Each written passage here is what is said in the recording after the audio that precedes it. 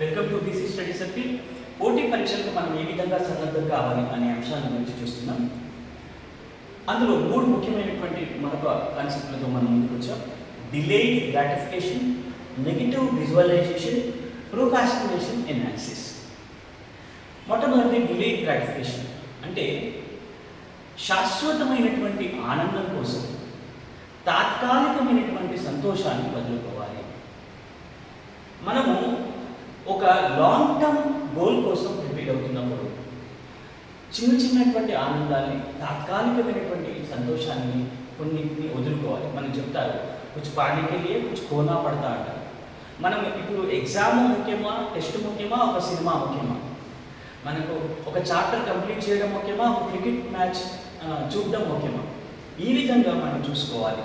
అంటే మనము long term goal reach కావడానికి చిన్న తాత్కాలిక ఆనందాన్ని పక్కన పెట్టడంలో ఎలాంటి తప్పు లేదు. దాన్ని డిలేడ్ గ్రాటిఫికేషన్ అంటారు. తర్వాతది నెగిటివ్ విజువలైజేషన్. మనం పాజిటివ్ విజువలైజేషన్ ఎలాంటి అద్భుతమైనటువంటి ఫలితాలు ఇస్తుందో మనం మాట్లాడుతున్నాం. నెగిటివ్ విజువలైజేషన్ ఇది రోజు చేయకూడదు. పాజిటివ్ విజువలైజేషన్ మాత్రం రెగ్యులర్గా మనం చేసుకోవచ్చు. ఎవ్రీడే కూడా మనం ఉదయం లేగానే మెడిటేషన్లో పాజిటివ్ విజువలైజేషన్ చేసుకోవాలి. నెగిటివ్ విజువలైజేషన్ మాత్రం ఎప్పుడు చేసుకోకూడదు.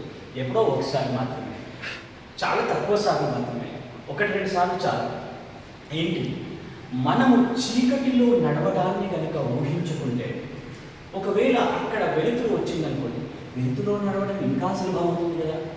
దీని అర్థం ఏంటంటే, ఒకవేళ ఈ ఉద్యోగం రాకపోతే నా పరిస్థితి ఏంటి, దీన్ని నేను సాధించకపోతే నా కుటుంబ పరిస్థితి ఏంటి, నా పరిస్థితి ఏంటి, నా ఫ్యూచర్ ఏంటి, నా సెటిల్మెంట్ ఏంటి, ఒక్కసారి మనము ఆ కష్టాన్ని, ఆ కన్నీళ్ళు, రాబోయేటటువంటి ఇబ్బందులను ఊహించుకున్నాం అనుకోండి, మనం మెల్లగా ఆటోమేటిక్గా అలర్ట్ అవుతుంది.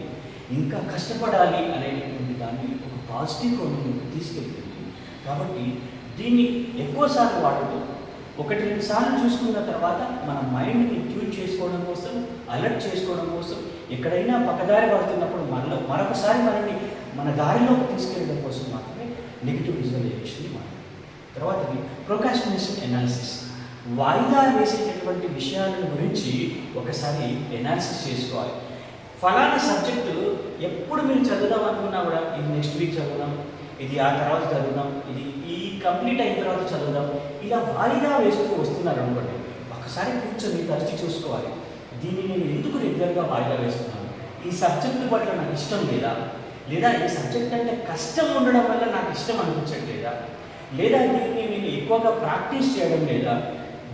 ఒకవేళ ఈ విధంగానే కంటిన్యూ అయితే రేపు ఎగ్జామినేషన్ హాల్లో నా పరిస్థితి ఏంటి అనేటటువంటి దాన్ని ఆలోచించుకొని, ఆ సబ్జెక్టుని ఏదైతే మీరు వాయిదా వేస్తున్నారో దాని గురించి ఎక్కువ ప్రాక్టీస్ చేయడమా, లేకపోతే ఎక్కువ క్లాసెస్ వినడమా, ఆన్లైన్ కావచ్చు, ఆఫ్లైన్ కావచ్చు, ఫ్రెండ్స్ సలహా తీసుకోవడమా, ఫ్యాకల్టీ నుంచి సలహా తీసుకోవడమా, ఈ విధంగా మీరు ఆలోచించుకొని, అంటే ఏదైతే సబ్జెక్టును మీరు వాయిదా వేస్తున్నారో దాని గురించి కనుక ఫోకస్ పెడితే మీకు తెలియకుండానే ఇది అలాగే వెళ్ళిపోతుంది. కానీ ప్రోకాస్టినేషన్ ఎనాలిసిస్ కనుక ఉంటే ఏ ఒక్క మార్పు కూడా మిస్ కాకుండా, ఏ ఒక్క సబ్జెక్టు కూడా మిస్ కాకుండా, అన్ని సబ్జెక్టులోనూ మంచి మార్కులు సాధించి, మంచి ర్యాంక్ సంపాదించి, గొప్ప ఉద్యోగం లభించడానికి అవకాశం ఉంటుందన్నమాట. అందుకని ఈ మూడింటిని మీరు ఆచరణలో పెట్టండి. అది కాకుండా మీరు విజేతలు అవ్వండి. Wish you all the very best.